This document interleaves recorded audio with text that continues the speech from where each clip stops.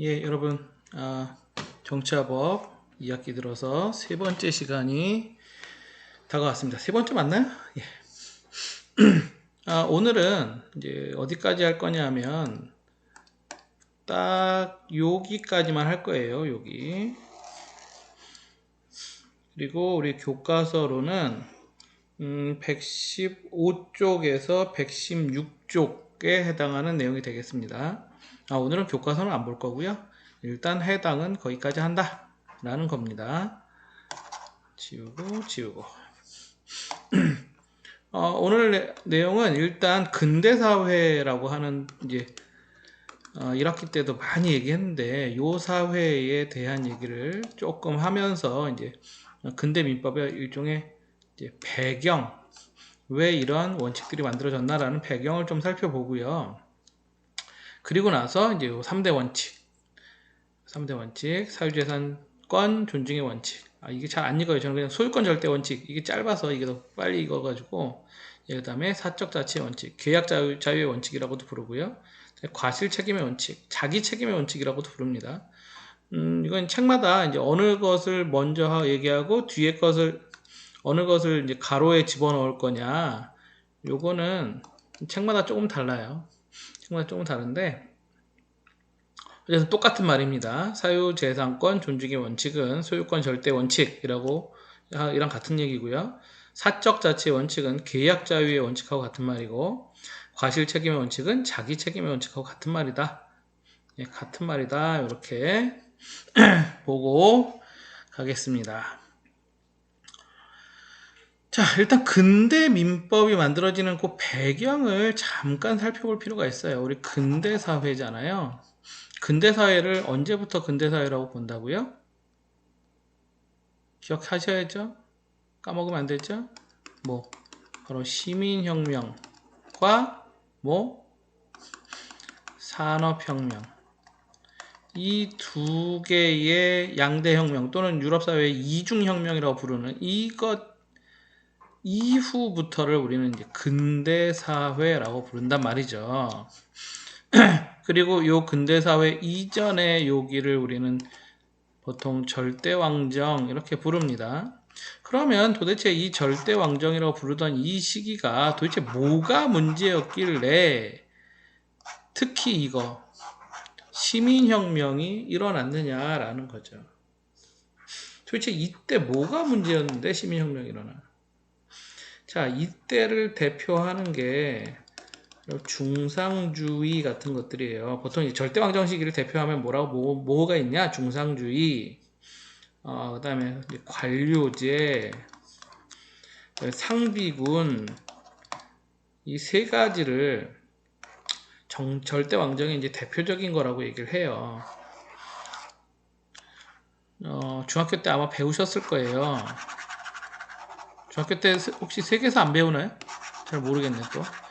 요즘 중학교를 잘 모르겠어요. 제가 옛날 옛적 고리적에 중학교에 근무할 때는 다뤘었는데 지금은 모르겠네요. 그래서 혹시 안 배웠을 수도 있으니까 근대 사회가 이제 그러니까 근대 사회로 오게 되기 그 전 단계 절대왕정 시기에 뭐였죠? 상비군, 관료제, 그리고 중상주의 이런 거였단 말이죠. 이런 거. 그 다음에 이제 좀 더 보면 이제 기독교 이런 거였단 말이죠. 근데 얘네가 뭐였냐면 이제 시민의 당시 이제 떠오른 이 부르주아들의 그 자유를 억압하는 형태였다라고 보시면 돼요. 그러니까 이 시민들, 당시 시민 계급들, 이 부르주아 계급들이 돈은 있는데 정치적인 권리도 없고 막대한 세금과 그다음에 또 뭐 있죠? 전쟁 나면 군대 가가지고 다 죽어야죠. 이건 안 간다는 게 아니라 죽으러 간다는 얘기예요. 자, 이런 일들이 계속 벌어지니까 이거 싫더란 말이죠. 이거 싫어, 이거 싫어, 나 이거 싫어. 그래서 일으킨 게 시민혁명입니다. 그래서 일으킨 게, 자, 그러면서 뭘 얘기하냐 하면, 국가는 절대로 개입하지 마라고 하는 작은 정부, 야경 국가, 이런 걸 만들어내죠. 이런 사상을. 그래서, 자, 다시, 지금 이 얘기를 왜 하냐면, 자, 근대 사회의 특징을 이해하자는 거예요. 근대 사회는 국가의 억압으로부터 벗어나기 위해서 시민혁명을 일으켰고, 그래서 만들어진 게 근대사회이기 때문에 국가의 간섭을 최대한으로 배제하는 것이 목표였어요. 그리고 이 얘기는 결국 오늘 자꾸 이게 눌리네요. 민법의 원리에도 투영됩니다, 이게. 이렇게 봐야 되겠죠? 예, 이게 투영돼요. 그래서 나온 게 이 근대 민법의 세 가지 원칙입니다. 이런 배경 속에서 나온 게 근대 민법의 세 가지 원칙이다 라고 일단 배경을 좀 보고 얘기를 하도록 하죠.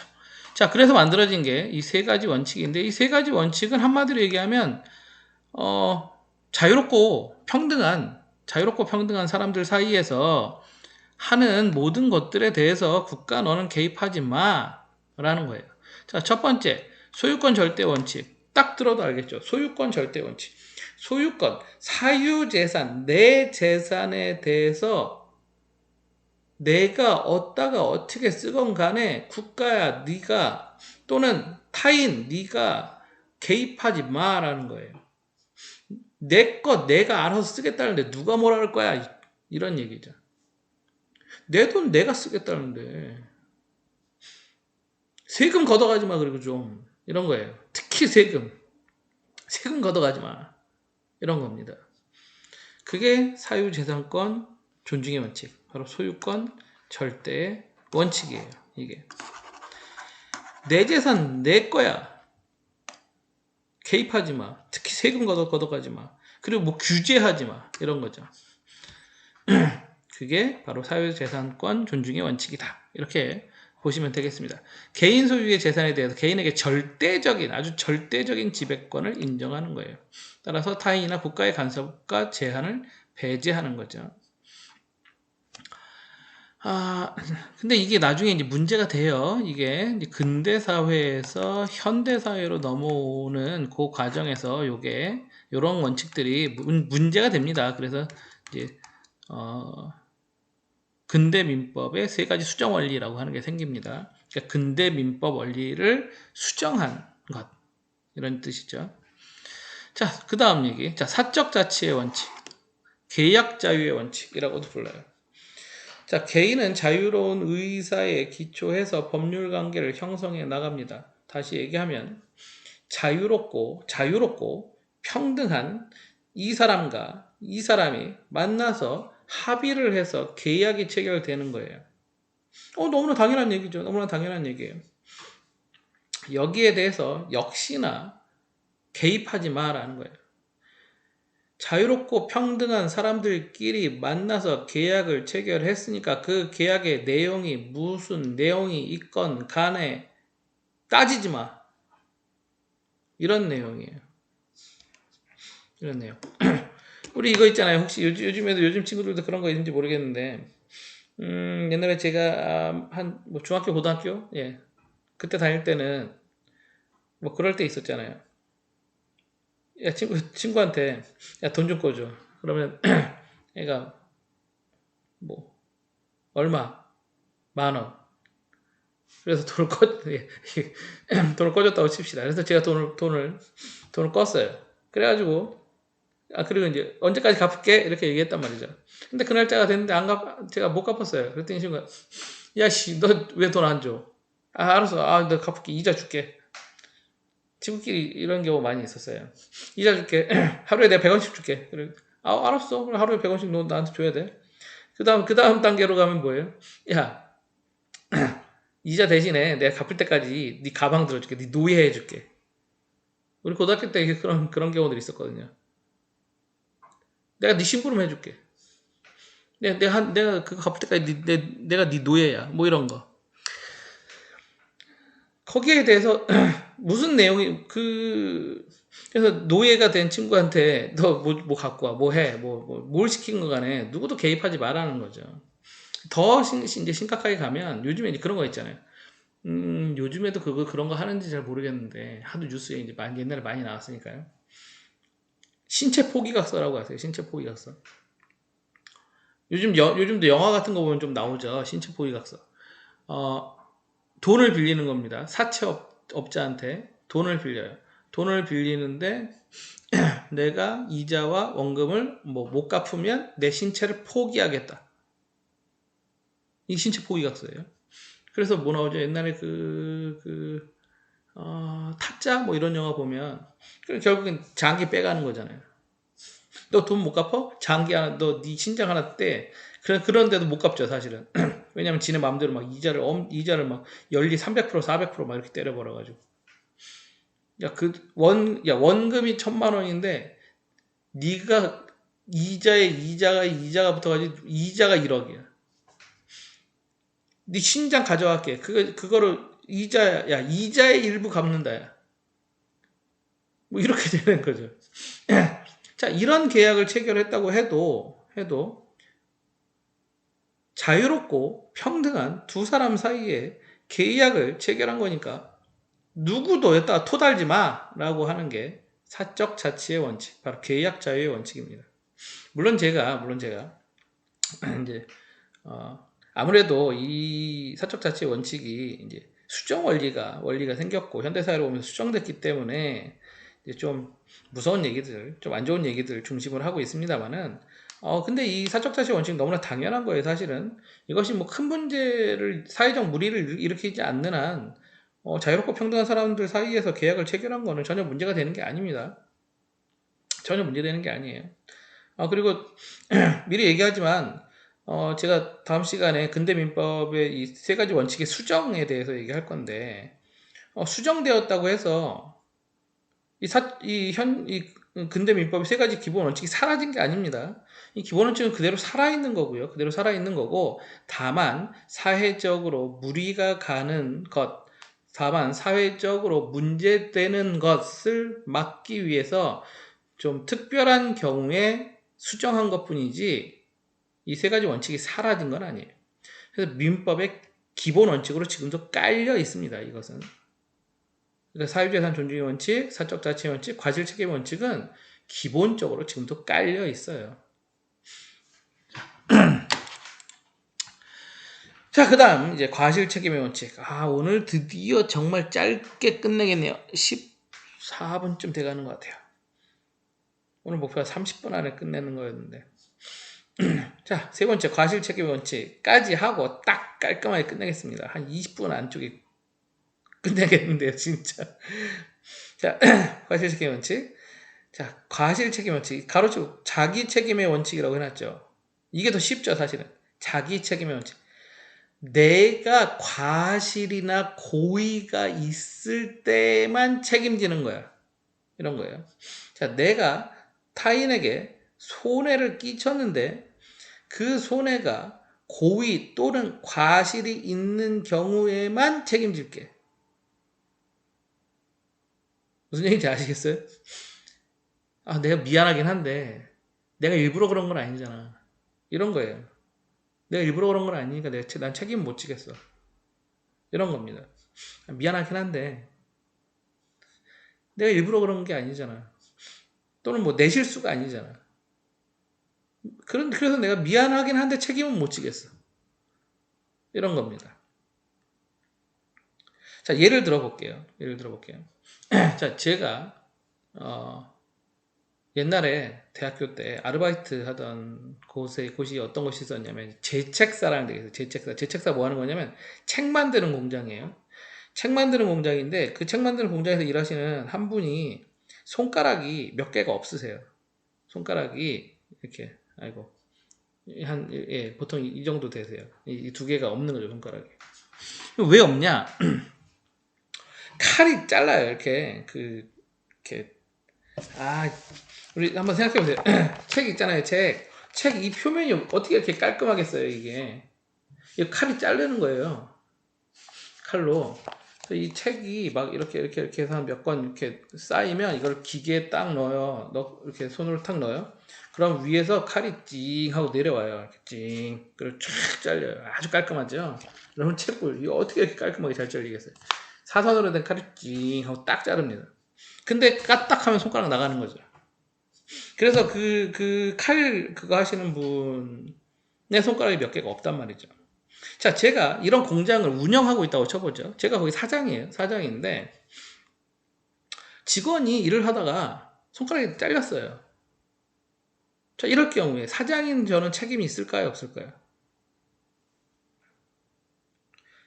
지금은 책임이 있습니다. 지금은. 그런데, 근대 사회에서는 책임이 없었어요.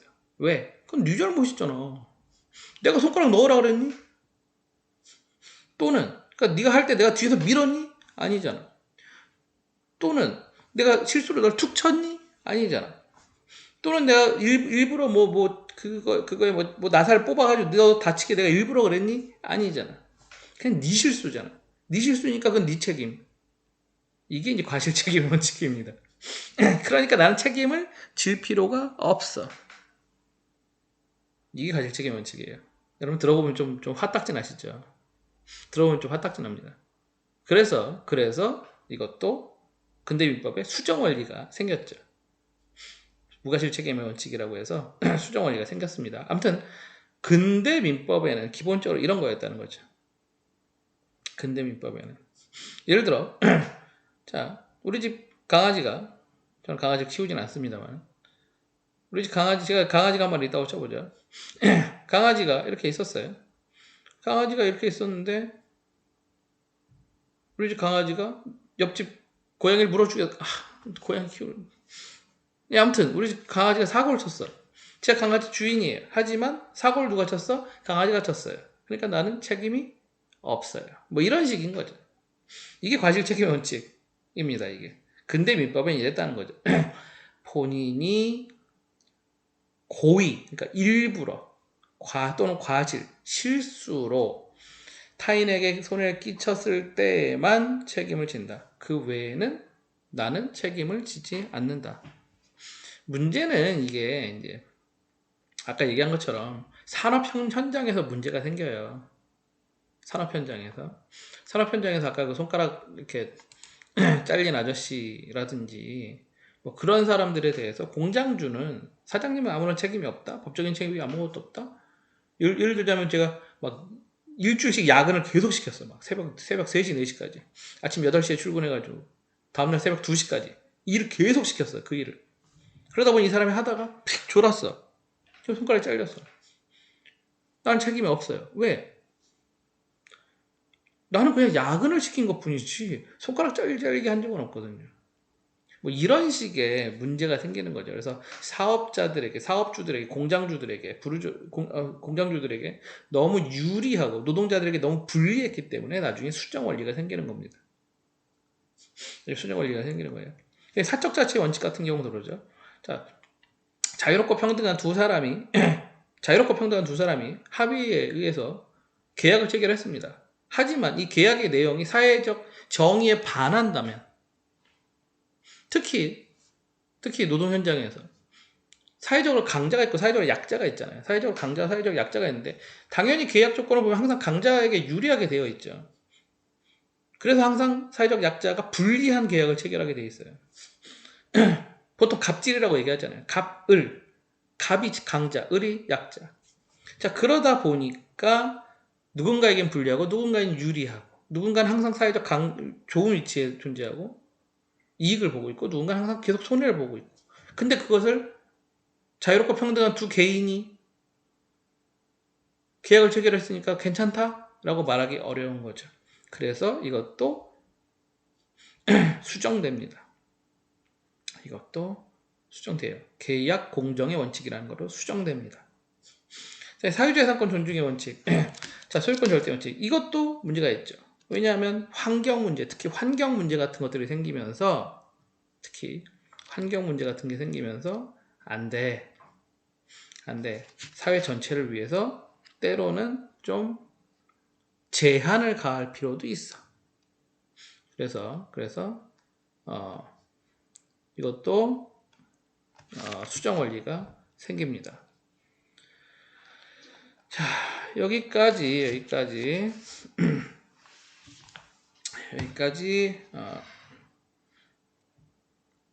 근데 너무 빨리 끝내는 것 같아가지고 20분짜리로 끝내버리면 좀 그러네요. 교과서를 좀 볼까요?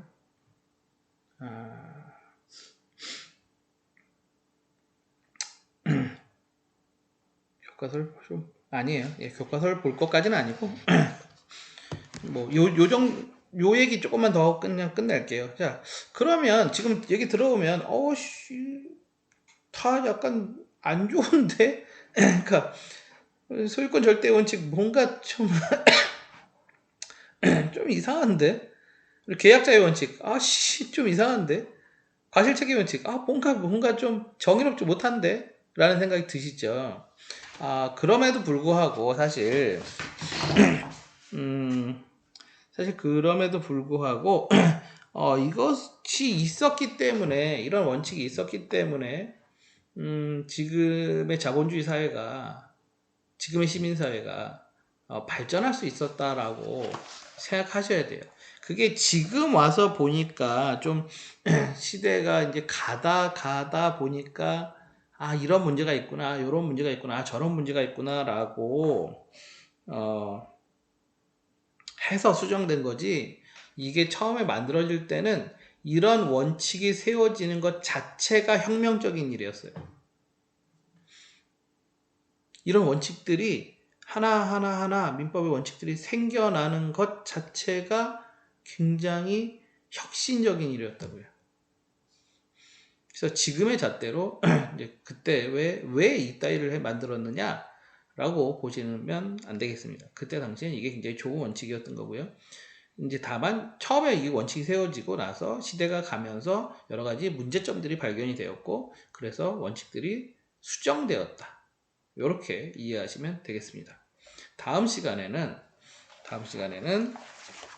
이 세 가지 원칙의 수정 원리들에 대해서 어떻게 수정되었나 라고 하는 부분에 대해서 살펴보도록 하겠습니다. 혹시 관심 있는 친구들은 교과서 117페이지에 셰익스피어의 작품 베니스의 상인에 나오는 내용이 좀 있는데요. 이거 되게 골 때린 표현이 그랬네요. 말도 안 되는 소설이죠, 사실. 이러면 안 돼요. 여기 나오는 다 쓰레기들이에요, 여기 나오는 것들. 왜 셰익스피어가 이렇게 대단한지 잘 모르겠는데, 아무튼 여기 나오는 그 등장인물들 하나같이 쓰레기들입니다. 하나같이 쓰레기들이에요. 그냥 여담으로 말하자면 그런 거 아세요? 원래 쓰레기 같은 등장인물들이 많이 나올수록 소설은 재밌는 거예요. 작품은 재밌는 거예요. 그래서 우리나라 그 말도 안 되는 막장 드라마가 그렇게 재밌는 거고요. 뭐죠 되게 유명한 오페라들 있잖아요. 되게 유명한 오페라들 솔직히 우리가 오페라라 그러니까 되게 막 품이 있어 보이는 거지. 그 내용들을 살펴보면요, 우리나라 막장 드라마보다 더 세요. 완전 개막장 드라마들입니다. 말도 안 되는 얘기들을 막 온갖 폐륜가 불륜가 그런 것들이죠. 그게 오페라니까, 오페라라고 하니까 뭔가 있어 보이는 거지. 예. 미안해요. 20분에 하면 너무 그래가지고 조금 끌었습니다. 한 2분 더 끌었네요. 예, 오늘 여기까지 하도록 하죠. 다음 시간에 근대민법의 이 세 가지 원칙을 어떻게 수정했는가, 그 수정 원리들에 대해서 공부해 보도록 하겠습니다. 다음 시간에 보죠. 바이바이.